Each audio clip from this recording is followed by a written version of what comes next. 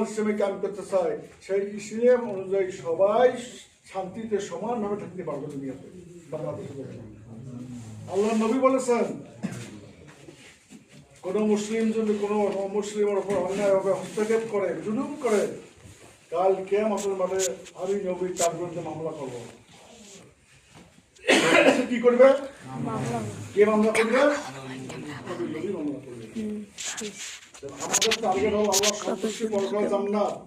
তো আমার নবী যদি আমার বিরুদ্ধে মামলা করে একজন অমুসলিমকে তার ক্ষতিগ্রস্ত করার কারণে, তাহলে আমরা কেউ অমুসলিমের উপর হস্তক্ষেপ করবো? কেউ না, তাই না? পরে প্রমাণ করে দেখা গেছে ঠাকুর আমলিকে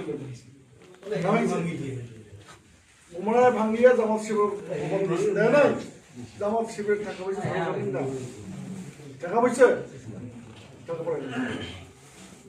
তার কারণ যার ধর্ম যে মানে সে জবাব সেই আল্লাহর কাছে দিবে। আমার ধর্ম আমি মানি, আমার ধর্ম ভুল থাকে, সেই জবাবটা আমি আল্লাহর কাছে দেবো। কেউ কারো জবাব দিয়ে করবে